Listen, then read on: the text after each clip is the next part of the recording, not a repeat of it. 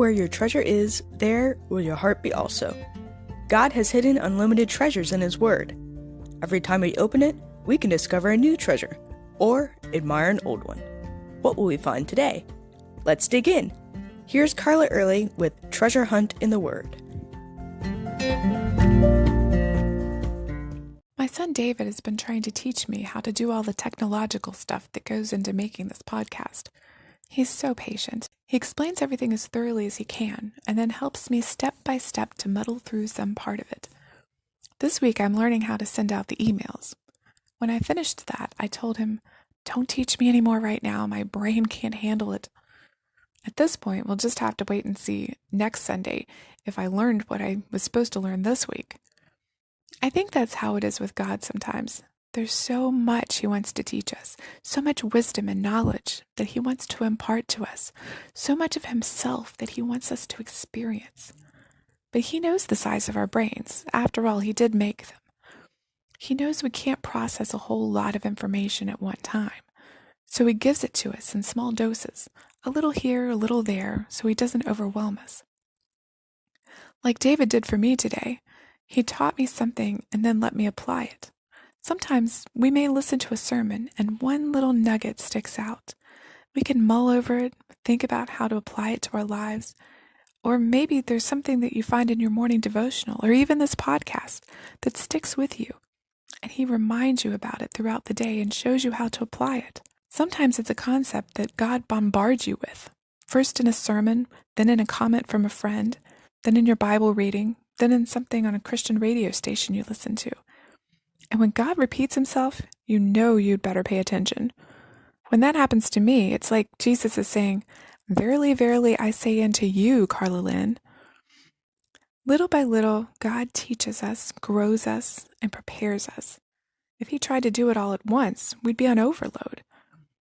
Imagine if when Samuel was about to anoint David, he told him, "Well, you're going to fight a giant. And, well, it won't be until about 15 years from now that you'll actually become king. And in the meantime, you'll be hunted for years by King Saul. And later, your son's going to go to war against you to steal the throne, and he'll be betrayed by one of your trusted counselors." At this point, David probably would have stopped him right there. "Put your cork back in that oil bottle. I'm going to stay a shepherd, thank you very much." Or what about Paul, when he was still blind Saul? What if Ananias had told him, "You're going to be beaten repeatedly, jailed, stoned, hated, rejected, shipwrecked"? Saul might have decided that being blind wasn't so bad after all. But God doesn't overwhelm us. He gently shows us the next step, and He encourages us. He says in Jeremiah 29:11, "For I know the plans I have for you, plans to prosper you and not to harm you, plans to give you a hope and a future." He tells us in Philippians 1:6 that we can be confident that He who began a good work in you will carry it on to completion. He says in Proverbs 3:5-6, "Trust in the Lord with all your heart, and lean not on your own understanding. In all your ways submit to Him, and He will make your path straight." We just have to trust and stay on the path He's chosen for us. Looking back along the path thus far, we can see challenges that we would not have chosen for ourselves, lessons that were really hard to learn, and possibly more ups and downs than a roller coaster. But through it all, He was always right beside us, teaching, guiding, correcting, encouraging, and loving. And the road ahead will be the same. We will be growing and changing, but He will always remain the same, faithful. What has your path been like thus far?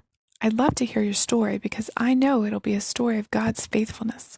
You can contact us at treasurehuntintheword@gmail.com and check out our new website. You can find the address in the description below. I'm Carla Early, and thanks for listening.